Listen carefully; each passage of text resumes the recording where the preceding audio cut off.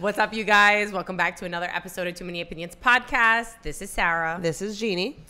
Jeannie, it's been a while. Happy New Year, Happy everybody. New Year. It's 2024. Officially. Holy shit. There's been so much going on. How was your New Year? My New Year's was different. This is the first New Year that I actually spent alone. Ooh. It was a mess, but I decided to make the best out of it. Amen. I'm in my home. I was very comfortable in my home. My home is my happy place. This is where I feel the most happiest. Is that recording? Yes. Oh, sorry guys. But yeah, I made it great. I went around with my luggage. You know how people be running in the streets. Yes. I went around my table. That's hilarious. Yeah, because I want to travel this year. That's such a good idea. Damn, I didn't do that. Yeah, I freaking. It don't matter, girl. You still traveling. I'm still gonna be with my luggage. Right, and then I was thanking God for everything that I had, and happy to see a new year. Amen. What about you? I was inside too. I did not go out. I made some drinks, which was nice. I'm like on my espresso martini kick, my grown and sexy vibe, because I don't know, I'm just like obsessed. And I watched the Celtics. Go Celtics, my baby. I don't know nothing about basketball, but I know I'm a Celtics. Amen. We should go to a game and like vlog your first experience, because that is. Have you ever been to a live? I've never been to a. I've been to a football game. I haven't been to a football game. I've been to a baseball game. Okay. And that's boring. But I like going for the food. Girl, no. We got to go to a fucking game, because the Celtics fans are next level. And they're like the best right now. We're literally the best that it's been in years. Yeah. So yeah, we watched the game. We won. Let's fucking go. And 12 o'clock struck. I was in bed by 12:30. Snoring. That must felt so good not to be out in those streets, paying mad money around mad people. And it'd be mad boring. And then I'm sitting there trying to look entertained, like, what am I doing here? And I was not getting dressed up to be around little kids who are fucking belligerently drunk. Facts. And then Sorry to our young listeners, the only time that you have fun is if you're fucked up too, and it's like, I don't want to do that. We're not doing that. I'm not doing that, and I'm also not spending. I already told Jeannie, I'm not spending money on outside liquor no more this year. You guys should see my bar. You should see my bar. Oh, good. I just bought myself a huge ass bottle of gin. I got my little aromatic bitters. Yep. I got all my shit to make my fancy ass cocktails, and I be making my little cocktails and watching TV. Happy as can be. Doesn't it feel so good? I'm literally obsessed. I'm like, okay, but I can't be a lush, right? So I'm like, one drink every other day. Hold on, Judy's about to put me on. Hold on. No, I ain't about to push one. I'm about to turn up this heater. The heater, I know. Just know. Usually I do. I should have made you a cocktail though. No, but that's okay. Next episode or something, we can do that. Friday. Yes, that's a great idea. So New Year's was definitely different. It was the best. Yeah, it was great. It was literally a whole vibe, and I loved it. And I woke up and I just chilled all day on New Year's. I didn't do shit. Did you do anything New Year's Day? What did I do for New Year's? Yes, it was George's birthday, one of my friends' birthdays on the 31st. And we went to the Cheesecake Factory on the 1st. And then we went to his house to watch movies, and we watched that movie, The Sound of Freedom. Was it good? Girl. Were you crying? I don't know. That makes me not want to be a parent. I don't know. Don't even watch it, girl, because it's like about like sex trafficking kids. Oh, no. No. Girl, and I'm like, as a mom, like I'm not a mom, and I feel like I'm going to throw up. I don't know how a mom would feel like watching this shit. I can't. I literally can't. And not that it makes it any different for boys or girls, but it's like just so freaking scary. They steal both. I know. It's so scary. And in the movie, they steal both. I know. And I just can't. Like, I will literally go to jail. Like, I'm not going to do like, Amber Alert, okay, whatever. But I'm not going to sit back and let police look for my kid. I'm going to be on the hunt. And if anybody ever touches my child, I promise you, you will reap the penance that you sow. Like, I'm just letting you know. God is going to take care of you one way or the other. There's I'm going to also take care of you. And God's going to take care of me for taking care of you. And let me tell you something. Like, I think, it would suck as a mom to watch it, but I think it's also important for parents to watch this movie.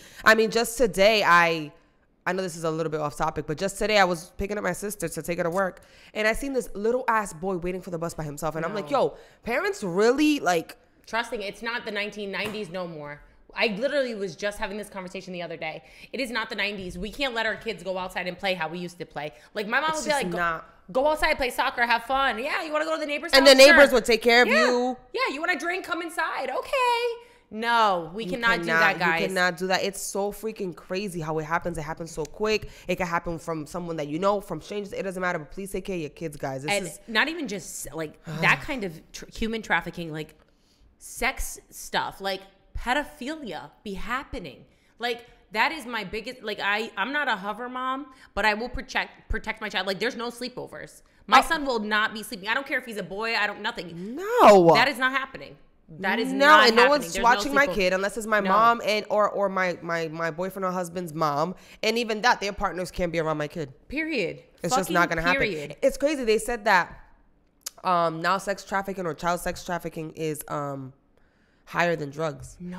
And it's because, like, let's say a bag of drugs you can use up and you can never get it again. But kids, you can use them 5 to 10 times in one day for 10 years.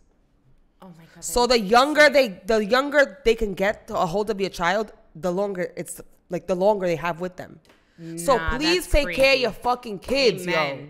Take care of your kids and don't trust nobody. Stop trusting shit. And this is to the young parents, because there's still a lot of teen pregnancies and stuff.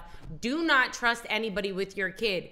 When you have assumed the responsibility of becoming a parent, that means putting your child above all. I know parents who will be like, oh, no, they're with so-and-so, whatever. Like, no, stop that. You need to protect your child. You never know. Yo, you never know. Even at a freaking daycare, you just never know. No, I'm so thankful to be in the position that I'm in, because that is literally my biggest fear, is bringing my child to daycare and something happening to him in a position where he's supposed to be the safest. I would lose it. Did you see that woman who killed her husband? No. She owned a daycare. Oh. Yes, she owned a daycare, and he was in there and he was doing stuff to the kids, and she killed him. And she went in, and then I just saw another clip like that where the grandmother was molesting the children, and the daughter killed her. And she went before the judge and calmly explained, I beat the living shit out of her. And every time my son told me what happened and what she did, I hit her again. And I wanted her to know that this is going to be the last time she ever does this. And she was calm. She's like, Your Honor, I did it. I was like, wow. It's so sad, because it's like, yeah, you do it, but then it's like, where's your kid going to go now? I know, but at the same time, who's going to protect him?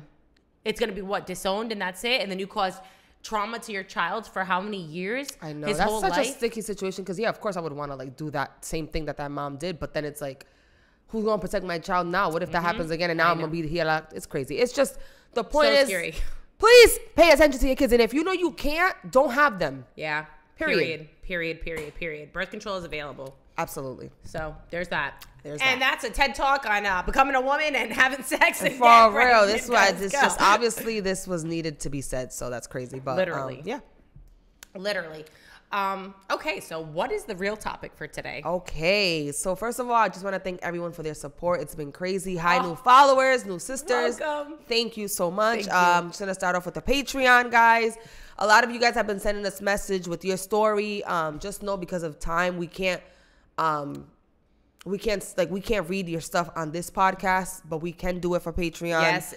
And that's where your stuff will be read and answered and all that kind of stuff. We'll have our own little community. Yes, our own community, and it will be a private, more special blend of us who are actually here for the long haul. So you can not be worried that your stuff will be shared across all platforms. Or right. blah, blah, it's just very private. Like, kind of like our inner circle for us women. I don't even know if we're going to let guys in. I think it should just be women. I love that. I think so too, because this is a women's platform. Like, give me a break. We're here for the ladies. So exactly. Let's get it. And the phone number is 401.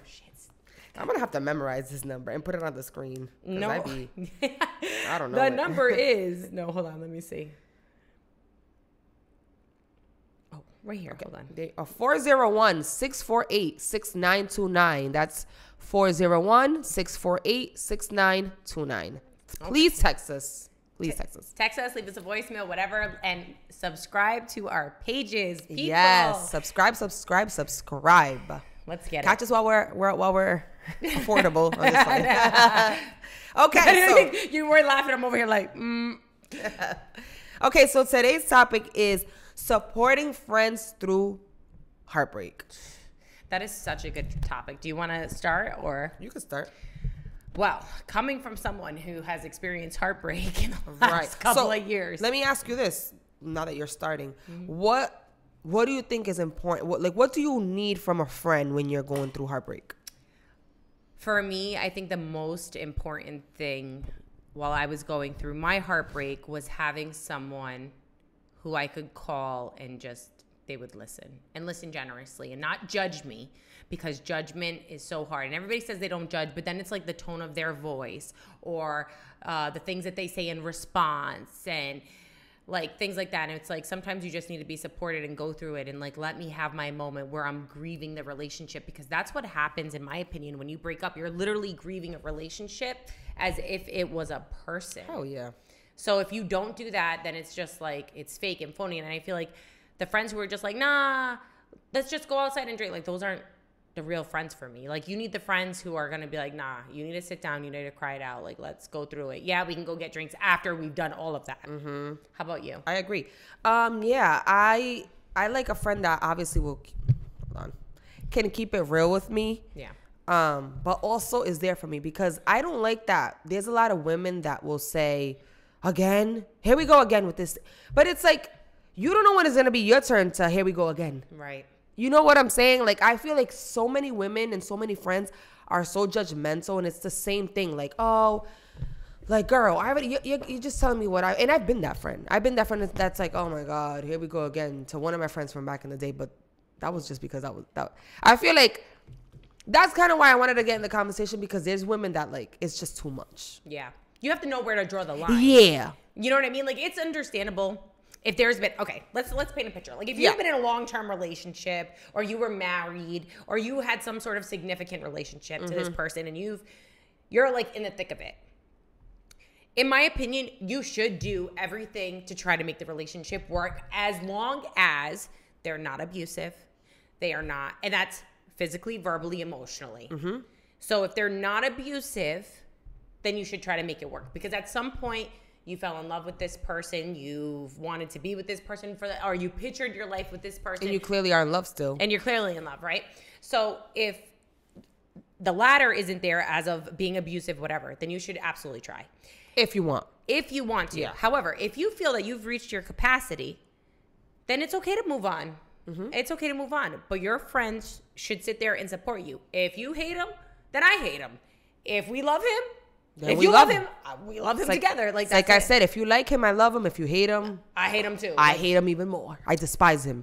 You know what I'm saying? Yes. And also, I think it's important to stay neutral and kind of mind your business. Oh, literally mind your business. Because you can't be like, well, I can't stand him, and then all of a sudden your girl gets back with her man, and now you look like a fool. And now it's like, damn, okay, I gotta stand you again. But then now he don't stand you, and now it's a problem. Now there's gonna be a rift in the relationship. And now we can't be around each other because it's like there's animosity. So it's like, just stay in your lane. If you're my friend, you be there for me. And this is another thing that I want to talk about in this, is that if we're friends and you weren't friends with your significant other prior to the relationship that like we had or you had with your partner, in my opinion, I don't feel like there should be a continued relationship with said partner, only through the person who they're with. Okay, so let me backtrack. So let's say me and you are friends. Yep. And you have a husband or a boyfriend. Yes. I meet your boyfriend or husband because of you. Yep. Clearly. You guys break up. You don't think that me and you should be friends? I don't think that friendship dynamic should stay unless it has been something where you guys have built a core memory. But how would you have built some sort of core relationship? I feel like that only will happen, let's say, if now I have a boyfriend and now they become friends. Which and is now that, I kind of got okay, that's understandable. Yeah, but still, little because that means that's your friend. But like, I could be cordial, like, hey, what's up? Okay, we'll be in the same place, but you're not gonna be sitting here kiki and kaka with my ex, who you know fucking did X, Y, and Z. Well, let me ask you this: what if, let's say, I have a boyfriend, now they're cool, and now he has a new girlfriend? Ooh, the plot fucking thickens. I would be heated. I feel like you would be heated if you still cared about that person, but if you didn't, I don't know. It's kind of hard. Like I think it's sticky. I feel like it is sticky because it's like at the same time, it's like I'm still gonna be around. So if you want to go bring a new girlfriend, okay, cool, but I'm still gonna be around a part of the picture too. Yeah. So now we're all gonna be there. Right. And you were my friend, and I know your man. And I'm sorry, you're gonna have to just be comfortable with my girl coming over. So now we all gonna be there together. So maybe you should choose not to like me. Yeah. And we'll be yeah, it's crazy. Okay, but sticky, isn't it sticky? Like, what the sticky. hell? Like, That's why I kind of don't like to form relationships with my friends' boyfriends. Agreed. No. Like, hi, how very you doing? cordial, very cordial, very from far. Yes. You know what I'm saying? Like, hello, we go have a game night, be cool, blah, blah, blah. Or if you guys break up and I see you in the streets, oh, hey, what's up? Yeah. How's it going? Keep it pushing. Because then it becomes sticky. But I'm not going to lie to you. If you was to, like, if we're, like, close, like best friends, sisters, whatever, and your partner did you dirty and you guys, like, are on that non-speaking terms, I'm not going out of my way to speak to them. I'm telling you right now. No, yeah. I'm going to do, like... What's up? Like, they're just going to get that, and that's going to be, I'm going to keep it pushing. Like, what's up? Let me not look at you too much before I smack the shit out of you. You done got me heated, too. Yeah. The fuck? For sure. But, yeah, like, I think there should be... So, let's see. Where do we draw the line when it comes to giving advice and being there for your heartbroken friend? Damn. I automatically, obviously, already said that. But if abuse is in the picture and they stay, don't come talking to me about it. Don't talk to me about it either. Don't talk to me about it. Don't tell me. Don't even tell me, because we're gonna have a problem. Period. I agree. I'm not gonna be looking at him nothing like you're a fucking woman beater. And that's something that I can't keep quiet either. Like, I would feel like I would have to report that. Seriously. Because if then the second time he hits you and you wind up dead, then nah, I'm not doing that. So don't tell me if that's the case. I agree. Another time is like if it's okay.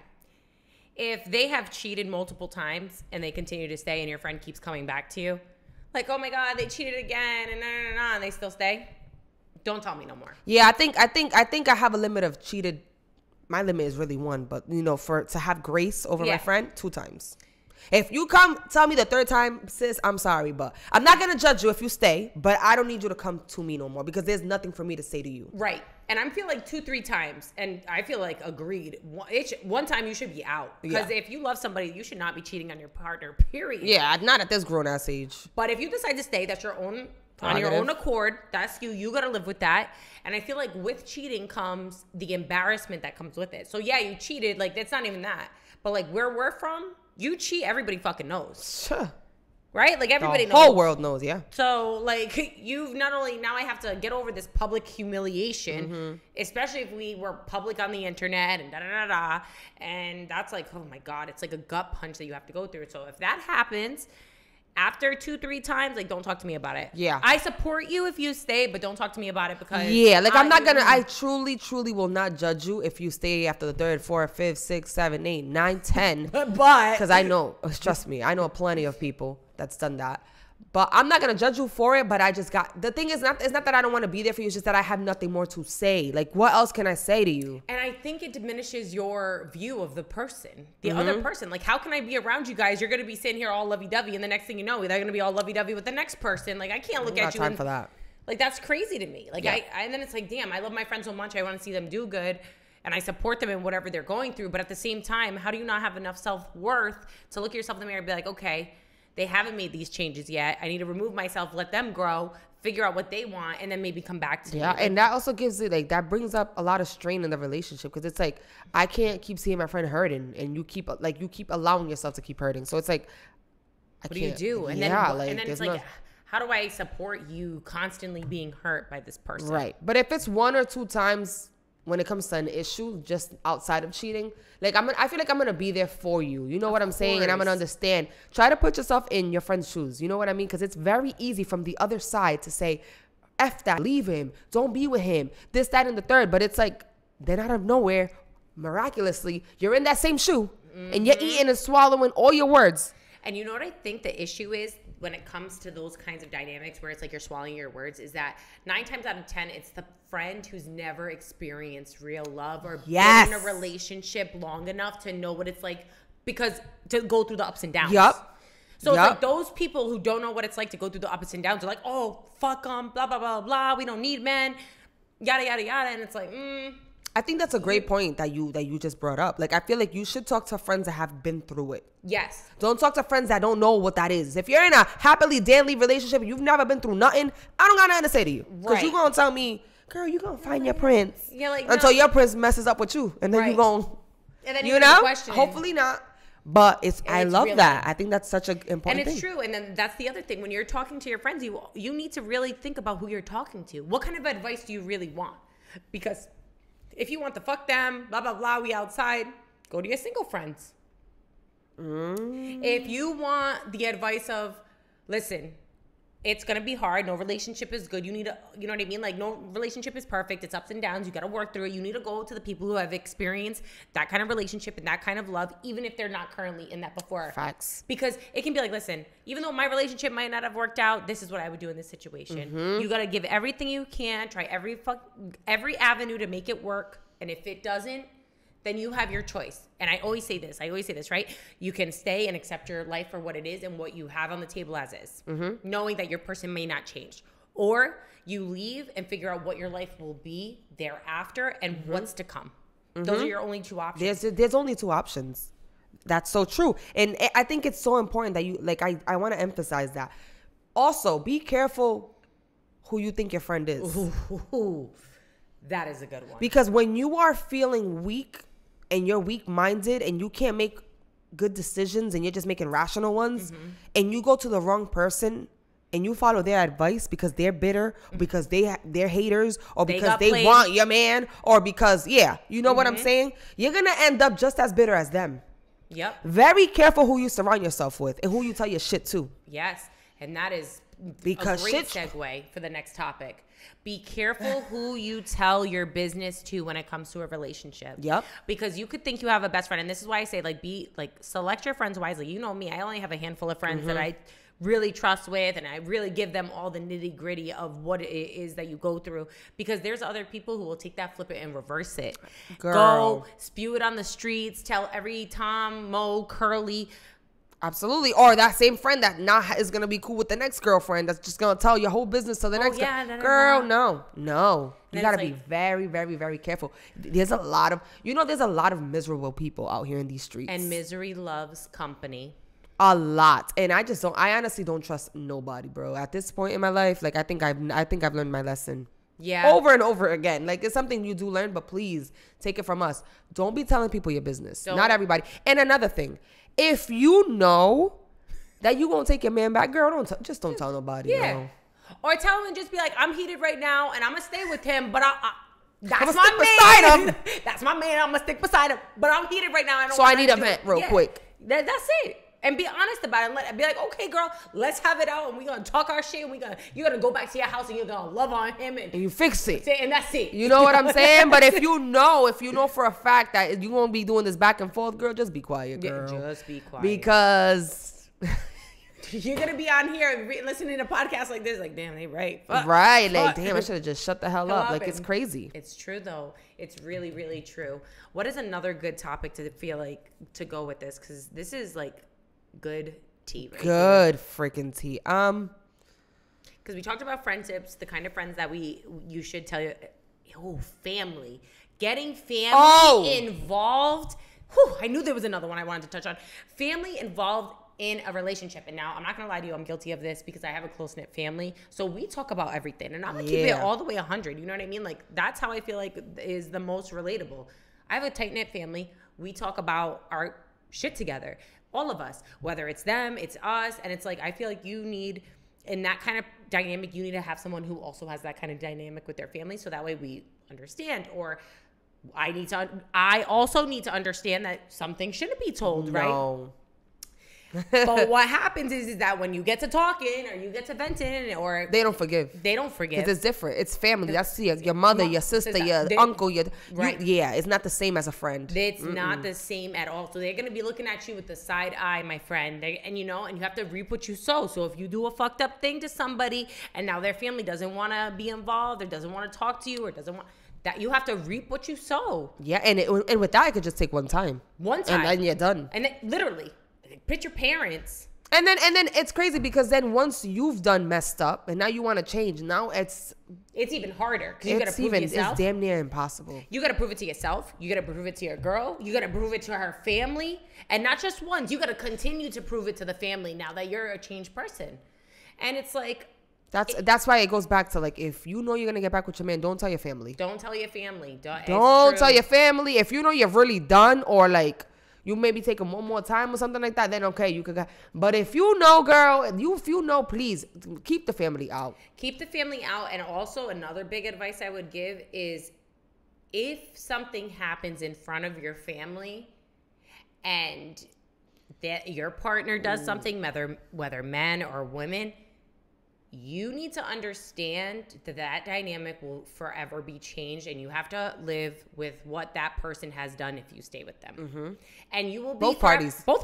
You will be forever labeled the, oh yeah, my daughter, da, or my son, da da da da. You know what I mean? And it's like, you got to live with that. So be very careful and mindful. And when you're getting into these relationships, have those conversations. Like, we're not going to disrespect each other. We're not going to talk to each other in public. If we have a disagreement, we're going to resolve it privately. We're not going to handle it in public in front of people. We are not going to be that couple, blah, blah, blah, whatever it is. But just know people don't forget. Especially family. Keep your stuff to yourself.